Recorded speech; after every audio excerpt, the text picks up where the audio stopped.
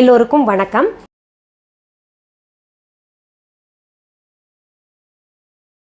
இன்னைக்கு இந்த பதிவில் ரொம்ப சுவையான ஒரு சூப் செஞ்சு காமிக்க போகிறேன். அது என்னென்னா ப்ராக்கலி சூப் செஞ்சு காமிக்க போகிறேன். இந்த ப்ராக்கலி பார்த்திங்கன்னா பெரும்பாலும் சின்ன சின்ன கிராமங்கள்லேயோ இல்லை சின்ன நகர்ப்புறங்கள்லேயும் கிடைக்கிறது அரிது. ஆனால் அப்படி கிடச்சதுன்னா தயவு செஞ்சு விட்டுறாதீங்க. அதில் அவ்வளவு சத்துகள் நிரம்பி இருக்குது. இந்த ப்ராக்கலி பார்த்திங்கன்னா இயற்கையான உருவாகின ஒரு காய்கறி கிடையாது. அதோட வரலாற்று பின்னணியை நீங்கள் படிச்சிங்கன்னா அது உருவாக்கப்பட்ட காய். ஏன்னா அதில் அவ்வளவு சத்து இருக்குது. அந்த மூளைக்கெல்லாம் மூளை திறம்பட செயல்படுறதுக்கு இந்த ப்ராக்கலி பயன்படுத்துவாங்க.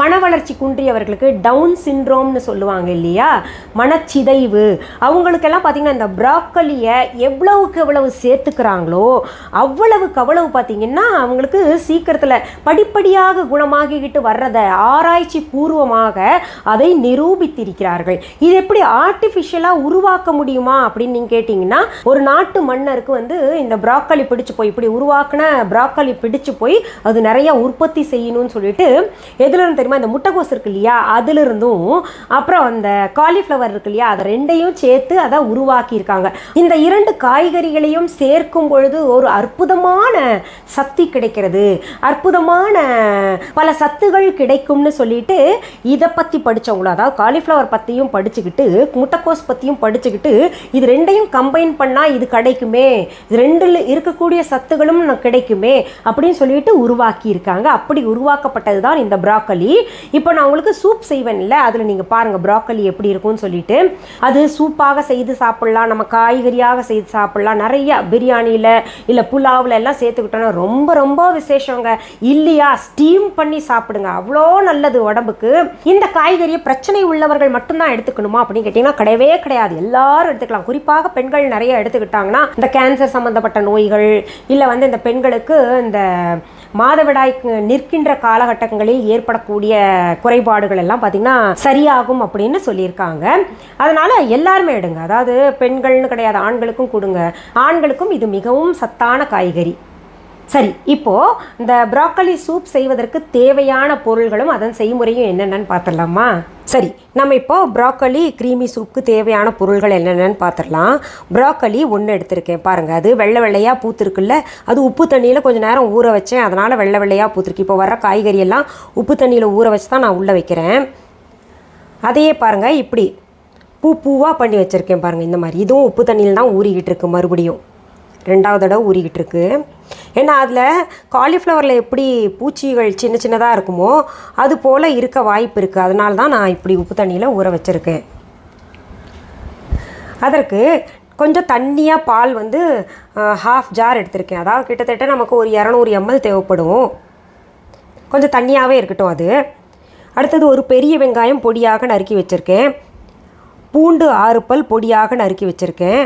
உப்பு தேவையான அளவு, இது இந்து உப்பு, ஹிமாலயன் ராக் சால்ட். இது வெண்ணெய் க்யூப்ஸ். இதில் பார்த்தீங்கன்னா ஸ்பைசஸ் எல்லாம் மிக்ஸ் ஆகிருக்கு. ஸ்பைசி வெண்ணெய் க்யூப்ஸ் எல்லாம் தனியாக கிடைக்கிது. அதாவது பூண்டு இருக்கும் அதுலேயே, இந்த ஆரிகன் எல்லாம் மிக்ஸ்டு தனியாக கிடைக்கும். அது எனக்கு பிளெயின் வெண்ணெய் கிடைக்காதனால நான் இப்போ இதை பயன்படுத்துகிறேன். நீங்கள் சாதா வெண்ணெய் பயன்படுத்தினா போதும். அடுத்தது 3 டீஸ்பூன் மைதா மாவு. அடுத்தது மிளகுத்தூள் 1 டீஸ்பூன், கரம் மசாலா 1/2 டீஸ்பூன், சீரகத்தூள் 1/2 டீஸ்பூன். இப்போ இதில் பார்த்தீங்கன்னா நமக்கு அந்த கொஞ்சம் கெட்டி பாலும் தேவைப்படும், அது கொஞ்சம் எடுத்து வச்சுக்கோங்க நீங்கள். இப்போ இந்த க்ரீமி சூப் செய்கிறதுக்கு தேவையான பொருள்கள் பார்த்துட்டோம் இல்லையா. அடுத்தது பாருங்கள், அடுப்பில் நான் ஒரு பேன் வச்சுருக்கேன். இது சூடாக விட்டுருக்கேன். சூடானோடனே வெண்ணெய் போடலாம். இப்போ பாருங்கள், பேன் சூடாயிருச்சு. அதில் நான் ஒரு 2-3 க்யூப் மட்டும் வெண்ணெய் போடுறேன். எல்லாம் சின்ன சின்ன க்யூப் தான் போட்டிருக்கேன். நீங்கள் என்ன இவ்வளோ போடணுமா அப்படின்னு நினைக்காதீங்க, ரொம்ப சின்ன க்யூப்ஸாக கட் பண்ணியிருக்கேன். அது க்ளோஸ்அப்பில் காமிக்கும்போது உங்களுக்கு பெருசாக தெரியும். இப்போ பாருங்கள், வெண்ணெய் நல்லா உருகிருச்சு இல்லையா. இதில் நம்ம பெரிய வெங்காயம் பொடியாக நறுக்கி வச்சுருக்கோம்ல, அதை சேர்க்கணும். அடுத்தது பூண்டு பற்களையும் சேர்த்துக்கலாம். இதை நல்லா வதக்கணும், பச்சை வாசனை போகிற வரைக்கும். இப்போது நான் போட்ட வெண்ணெயில் பூண்டு இருந்துச்சு, என்னென்னா கார்லிக் சீஸ் அது. அதனால் நான் 6 பல் போட்டிருக்கேன், நீங்கள் 8 பல் கூட போட்டுக்கலாம். நல்லா பாருங்கள், வெங்காயமும் பூண்டும் வதங்கிடுச்சு. அடுத்தது நம்ம இந்த நறுக்கி வச்சுருக்கோம் இல்லையா ப்ரோக்கலி பூக்கள், அதை இதில் சேர்த்துக்கணும். இந்த ப்ராக்கோலி வந்து கிடைக்காதவங்க, ஏன்னா சின்ன ஊர்களெல்லாம் கிடைக்காது, இந்த காய்கறிக்காரங்கிட்ட சொல்லி வச்சிங்கன்னா வரவழைச்சி கொடுப்பாங்க. இப்போது 4 பேர் கேட்க ஆரம்பித்தோன்னா அவங்க வரவழைச்சி கொடுத்துருவாங்க. பொதுவாகவே இது உடம்புக்கு அவ்வளோ நல்லதுங்க. ஞாபக சக்தி, மூளை பகுதியெல்லாம் சிறப்பாக செயல்படும் இது சாப்பிட்டோன்னா. அதனால் அடிக்கடி இந்த ப்ராக்கோலியை சேர்த்துக்கோங்க. நம்ம சூப் வடிவத்துலேயோ இல்லை வந்து காய்கறி வேக வச்சு சாப்பிட்றதுலையோ. இதில் நிறைய விதவிதமாக டிஷ்ஷு செஞ்சு சாப்பிட்லாம். அது உங்களுக்கு ஒவ்வொன்றா சொல்லி கொடுக்குறேன். டவுன் சிண்ட்ரோம், அதாவது மனச்சிதைவு ஏற்பட்டவங்களுக்கெல்லாம் இது கொடுத்தா நல்ல ரிசல்ட் இருக்குதுன்னு சொல்லிட்டு ஆராய்ச்சியாளர்களே சொல்லியிருக்காங்க. இது முட்டைக்கோஸ் அப்புறம் காலிஃப்ளவர் 3ம் கொடுக்கணும். இப்போ பாருங்கள், இதை லேசாக வதக்கிட்டு நம்ம தேவையான அளவு தண்ணி ஊற்றிக்கணும். இந்த ப்ராக்கோலி வந்து சும்மா 2 நிமிஷம் வேகணும். அதுக்காக இதில் தேவையான உப்பும் சேர்த்துக்கலாம்.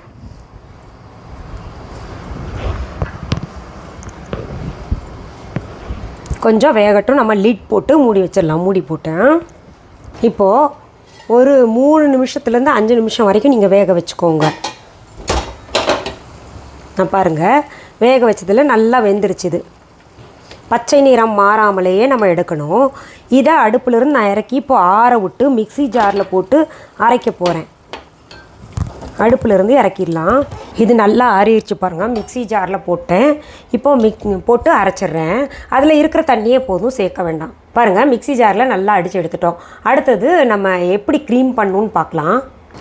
பாருங்கள், பேன் நல்லா சூடாயிடுச்சு. அதில் வந்து கொஞ்சம் வெண்ணெய் க்யூப்ஸ், சும்மா ஒரு 4-5 வெண்ணெய் க்யூப்ஸ் வந்து சேர்த்துக்கோங்க.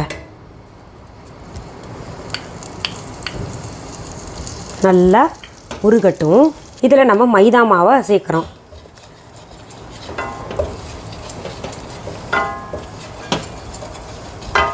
இது கொஞ்சம் அடி பிடிக்காமல், நல்லா கட்டி பிடிக்காமல் பார்த்துக்கோங்க. என்னோடது ஸ்பைசி பட்டர், அதனால் கலர் அப்படி இருக்குது. அடி பிடிச்சிருச்சான்னு உடனே கேட்காதீங்க.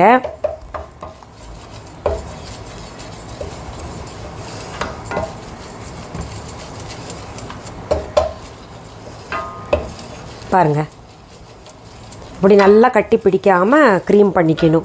அதுக்கடுத்தது நம்ம சூப்புக்கு அரைச்சி வச்சுருக்கோம் இல்லையா, ப்ராக்கோலி மிக்ஸ்சர், அது வந்து சேர்த்துக்கணும்.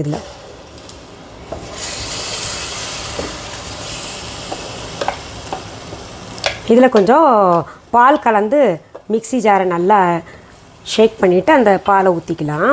ஏன்னா தண்ணி ரொம்ப கலக்க வேண்டாம். நம்ம இதில் அந்த க்ரீமி டெக்ஸ்சர் போயிடும்.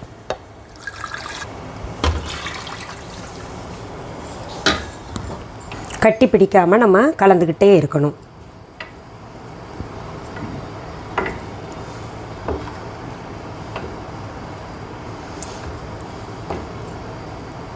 இதில் சின்ன சின்ன ப்ராக்கோலி துண்டுகள் இருக்குது. அப்படியே அது பரவாயில்ல, அப்படியே இருக்கட்டும். நல்லா கடிச்சு சாப்பிட நல்லாயிருக்கும். இது பாருங்கள், நல்லா கெட்டி ஆயிடுச்சு. அதனால் நான் மீதம் இருக்கிற பாலையும் சேர்த்துக்க போகிறேன். நான் தண்ணியாக கலந்து வச்சேன்ல, அதையே சேர்க்குறேன். கெட்டி பால் சேர்க்கலை. பாருங்கள், இந்த திக்னஸ் இருக்கணும்.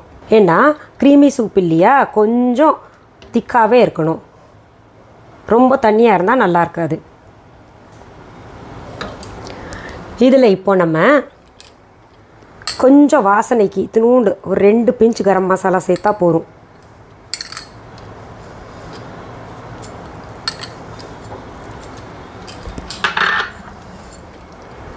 சீரகத்தூள் 1/2 டீஸ்பூன் முழுசாக போட்டுக்கோங்க. மிளகுத்தூள் தேவையான அளவு சேர்த்துக்கோங்க.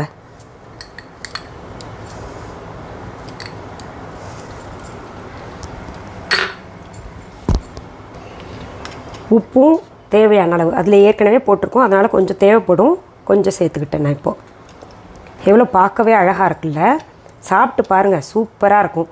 இதுக்கு வந்து அக்கம்பனிமெண்ட், அதாவது இந்த பிரெட் டோஸ்ட் பண்ணிக்கோங்க. நீங்கள் அது சின்ன சின்ன பீஸாக எடுத்துக்கிட்டு இது கூட தொட்டு சாப்பிட்டு பாருங்கள். ஆஹாஹா, என்ன சுவையாக இருக்கும் தெரியுமா. நீங்கள் இப்போ இது 5 ஸ்டார் ஹோட்டலுக்கெல்லாம் போயிட்டு 1 கப் சூப் கேட்டிங்கன்னா இது 550, 600 ரூபாய் குறைச்சி கிடைக்காது. நான் சொல்கிறது 5 ஸ்டார் ஹோட்டல் கூட இல்லை, 3 ஸ்டார் ஹோட்டல்ஸ்லேயே அந்த ரேட்டு.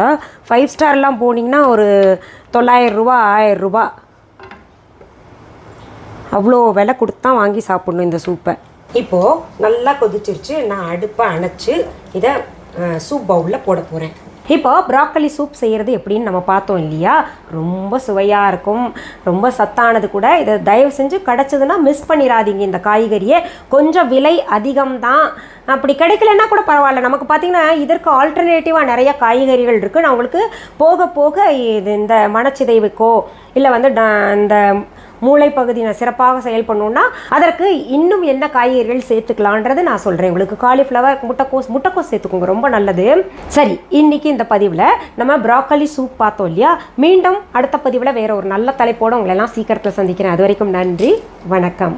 அன்பான வாடிக்கையாளர்களே, உங்கள் விஹா ஸ்டோரில் பூஜை பொருட்கள், சிலைகள், ராசிக்கற்கள், வாஸ்து பொருட்கள், விதைகள், பாரம்பரிய அரிசி வகைகள், சிறுதானியங்கள், ஆர்கானிக் பொருட்கள், மூலிகை எண்ணெய், மளிகை பொருட்கள், மரச்செக்கு எண்ணெய், மரப்பொருட்கள், வெள்ளி ஆபரணங்கள், கிஃப்ட் ஆர்டிகல்ஸ், காட்டன் மற்றும் பட்டு புடவைகள், காட்டன் சுடிதார்கள், பட்டு பாவாடை, குழந்தைகளுக்கான விளையாட்டு பொருட்கள், ஹை குவாலிட்டி இமிடேஷன் நகைகள், வீட்டு உபயோக பொருட்கள், ஜூட் பேக்ஸ், ஹேண்ட்மேட் சோப்ஸ், அழகு சாதன பொருட்கள், சிறுதானிய பிஸ்கெட்டுகள், ஹோம் அப்ளையன்சஸ், இன்னும் பற்பல பொருட்கள் விற்பனைக்குள்ளது. விஹா ப்ராடக்ட்களை நீங்கள் வாங்க விரும்பினால் அது எங்களுடைய viha.online வெப்சைட் மற்றும் சென்னை ராஜா அண்ணாமலைபுரத்தில் உள்ள எங்கள் விஹா ஸ்டோரில் மட்டுமே கிடைக்கும் என்பதை தெரிவித்துக் கொள்கிறோம். வேறு எந்த ஆன்லைன் வெப்சைட்களிலும் விஹா ப்ராடக்ட்கள் விற்பனைக்கு கிடையாது என்பதை நீங்கள் கவனத்தில் கொள்ள வேண்டும். எங்கள் விஹா ஸ்டோரின் விலாசத்தை கண்டறிய கூகுள் மேப்ஸில் விஹா ஸ்டோர் என்று டைப் செய்தால் வழியை கண்டறியலாம். www.viha.online வெப்சைட்டிலும் விஹா ஸ்டோரின் அட்ரஸ் உள்ளது.